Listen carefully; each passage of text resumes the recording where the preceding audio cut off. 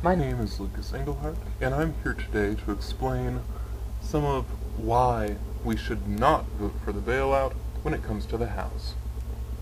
If you are a member of the House, then odds are this has been sent to you by one of your constituents. In that case, you should know that that constituent wants you to not vote.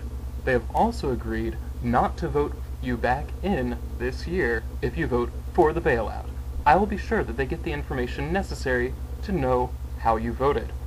If you are a voter and you're already convinced that the bailout is a bad idea, as most of you are, then simply take this video link, send it to your representative. I would warn you, don't try using the House of Representatives website right now. The traffic is way too much. It simply can't handle how much response the representatives are getting from us, the people who don't like this bailout. So, what I would urge you to do, search for your representative's campaign website. There they should give you an email address that you can use, and that website will have less traffic and should be accessible to you. It worked for me, it should work for you. Alright, so I'm assuming now that I'm having all the people who want to hear why the bailout is a bad idea. Point number one, we need to consider the cost. We're not talking about a small number.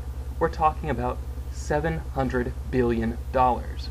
Now, I don't want you to buy this lie that we're being told that this money, well, we don't have to worry about it because it will pay for itself in some fashion. That's not true on two levels. First, the money has to come from somewhere now. It doesn't matter if we make a profit in the future. Even if we do, we have to come up with $700 billion right now to fund this bailout. How can that happen?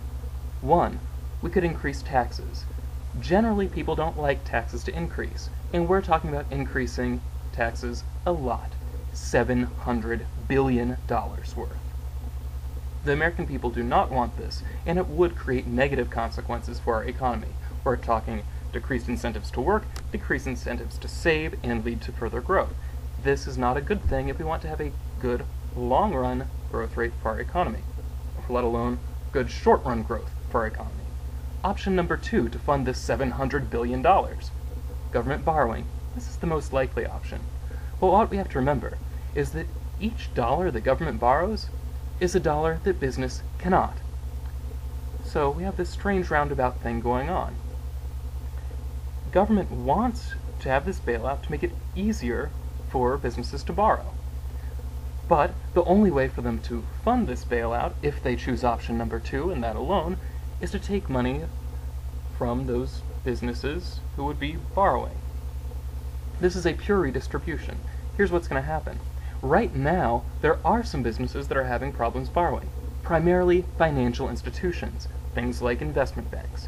Generally, those who are not financial institutions are having an okay time, not an easy time, but an okay time finding funding from the private market. Why is that? Because they're not really in that much danger at the moment. So, who is going to be hurt? Those who are actually getting funding now. That would be those responsible institutions who provide most of our jobs. Where will the funding go after the government borrows it and puts it back into the credit market? That's right. The financial institutions who were irresponsible and, frankly, caused the whole mess to begin with. So, option number one, higher taxes. No one wants that. It wouldn't be particularly popular politically, and it wouldn't be politically viable. Second, higher government borrowing. This would take money from the private sector, from the responsible part of the private sector, and give it to the irresponsible parties in the private sector. This does not create good incentives for the future if we want people to, be responsible with the risks they take. The third option is to what we call monetize the debt. In this case, the government does in fact borrow. It's going to have to do that as long as it doesn't raise taxes. But rather than the government having to borrow from the credit market with existing credit, the Federal Reserve will create new credit by printing money. What happens when we monetize the debt? Well, the quantity of money in circulation increases. Now, this may feel like a good thing at first, until we realize that what makes our life good and better is not how much money we have. It's our ability to consume goods and services. right? That's what affects my material well-being, the fact that I can in fact pay for my apartment, and my apartment exists for me to pay for. Now what happens if we just create more money without creating more goods and services? Is anybody better off? Well, some people are. But, on the whole, we are not. We have not created anything real, any real goods and services to make us better off as a whole. Rather, here's what happens. There are some people who will benefit from this increase in the money supply more than others. There are those who would get the money first, in this case, the financial institutions. They manage to get this money before prices have had a chance to adjust. That gives them more power, purchasing power, over real goods and services. There are also those who are debtors. The largest debtor in our society is the government. And coming very closely behind them is the banking system. Inflation, as is inevitable if we print more money and inject it into the money supply, will redistribute wealth from creditors to debtors. That is, from you and I, who have savings accounts, checking accounts, and so on, to big debtors such as the government and the financial institutions who caused the mess in the first place. This is obviously not a good thing if we want to create incentives for people to save, invest, and grow our economy. Who else is hurt? Those on fixed incomes.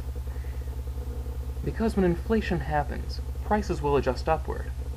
However, those who are receiving Social Security payments generally do not see their payments increase as quickly as inflation.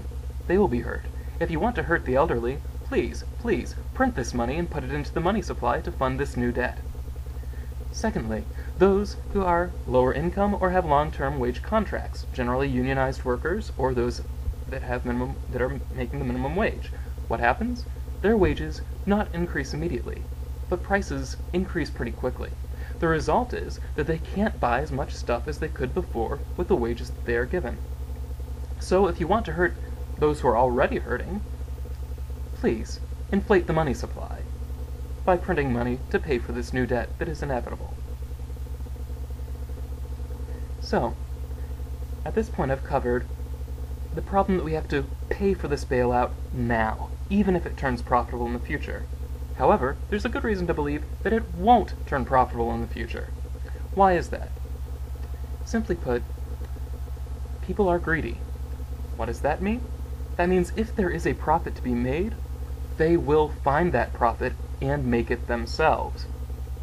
So, these debts that the government is talking about buying up, if they would be profitable in the future, would banks unload them? Well, no. In fact, the banks are perfectly capable of restructuring these debts to make them profitable, if that's even possible. So are they going to sell these debts that can be made profitable to the government? No. They're going to sell the ones to the government that cannot be made profitable. Or they might sell profitable ones if the government overpays. Which means they wouldn't be profitable anymore to the government and the taxpayers. So, it's true, we might not have to pay, in the end, $700 billion. We might make some of that back. But we will not make all of that back, and we most certainly will not make more than all of that back. The government will not make a profit on this $700 billion bailout. Do not buy that lie. Last point. Long-term consequences of this bailout. I've talked about how we actually do have to fund it, and we have to fund it today, regardless whether or not it will turn profitable. And in fact, it won't turn profitable. But the fact is that this bailout will set a dangerous precedent for the future. What it tells financial businesses is that they can take high risks that they know are relatively high, and do so somewhat unthinkingly, and that in the end, it won't matter. The government will bail them out. So, this solution will be nothing more than the seeds of the next crisis. And in fact, that crisis will be something very, very close to looking like the one we have now. How do I know this? In the 1980s, there was a subprime mortgage crisis. The savings and loans made a bunch of loans that ended up turning bad. The government bailed them out. Today, roughly 20 years later, we're facing a subprime mortgage crisis. I think that proves it. Vote no on the bailout. Thank you.